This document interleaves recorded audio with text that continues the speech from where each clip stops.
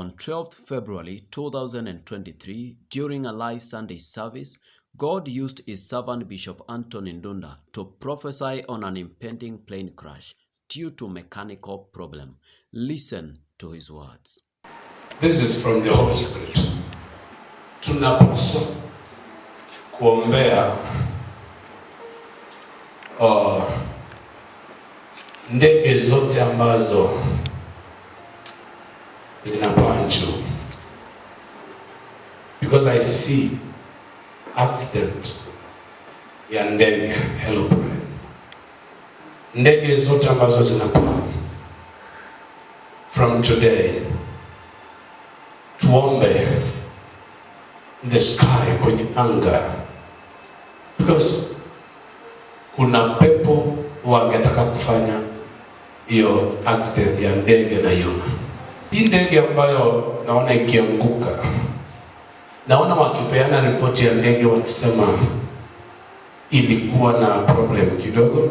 It was like mechanical problem. I'm seeing in the spirit.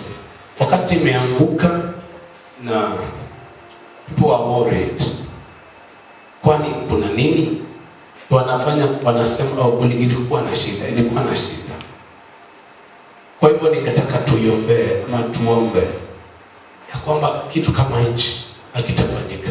Naona ndege an aeroplane ambayo itaanguka na imepangwa ifanyike haraka.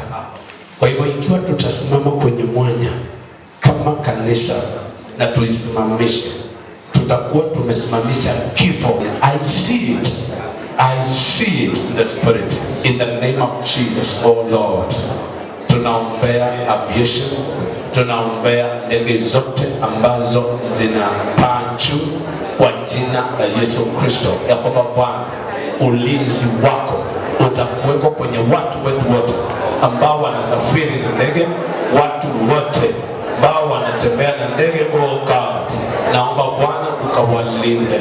I pray, Father, that the Lord, this accident will be stopped in the name of Jesus Christ. Thank you, Lord. We don't want lose lives. Oh yes.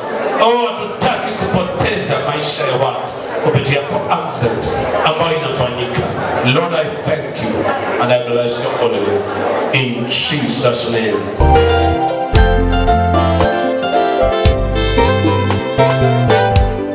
Two people, a pilot and a passenger, sustained serious injuries after a light aircraft crashed while attempting to land in Kampi Samaki airstrip, Baringo County.